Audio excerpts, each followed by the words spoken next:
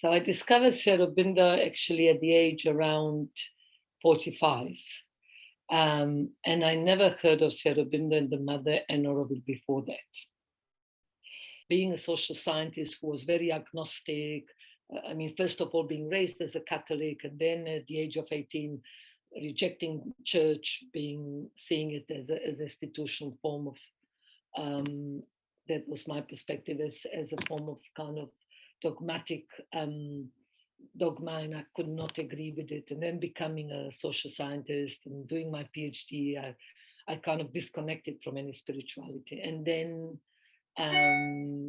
then I didn't know much about Eastern spirituality, but I started to feel that something was missing in my life. And then together with this philosophical and mental restlessness with inadequacy of academia, I discovered writings of Aurobindo.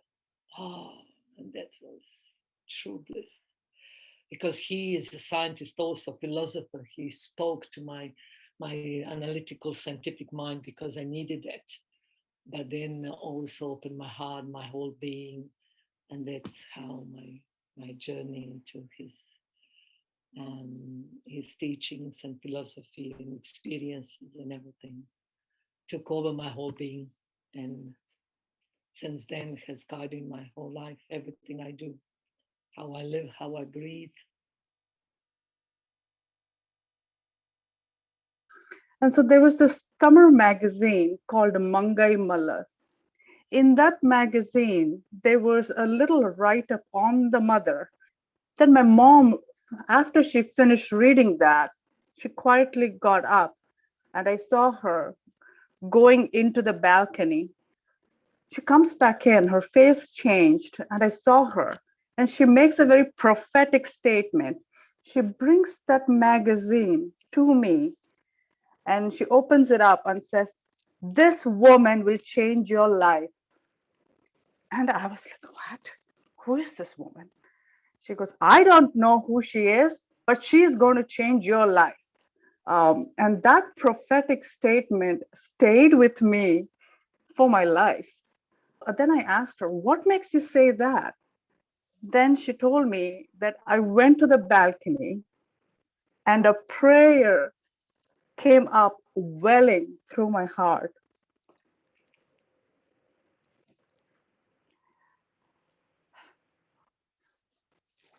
So the prayer was, "Lord, she's your child.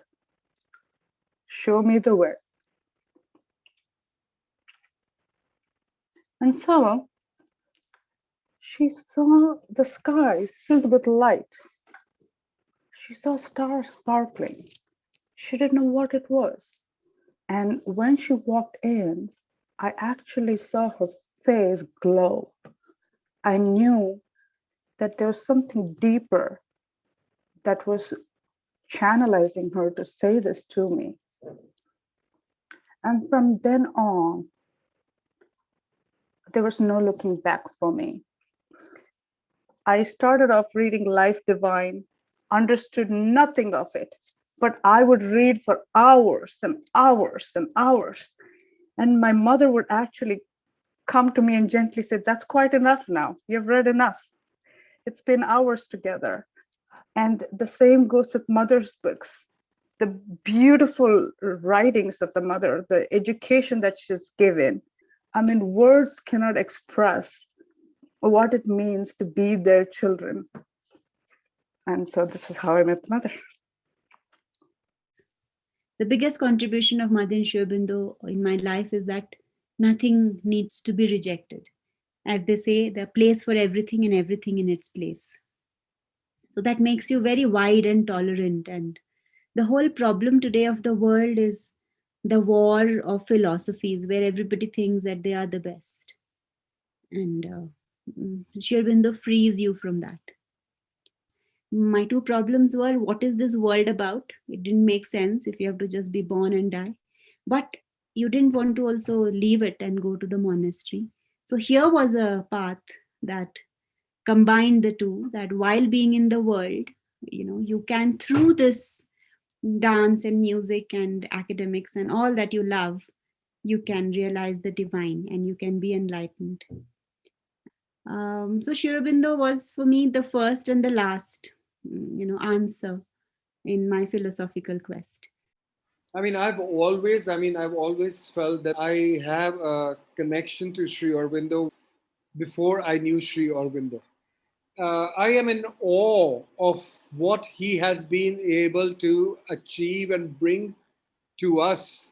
I think it's like he himself said that, one man's perfection can change the world. He's done it for us. He's shown us that it can be done. And if he could do it, each one of us is capable of doing it. All life is yoga, or yoga is practical psychology, and you're living it. You're living it with every breath that you take. But what he's done is that you're conscious of what you're doing now. And even if you're not conscious, you know you have the ability to step back and be conscious. So, I feel blessed. I feel blessed that something in me was ready to receive this. It's actually, I think, the adventure of consciousness, right? Like the title of that book, it is actually that.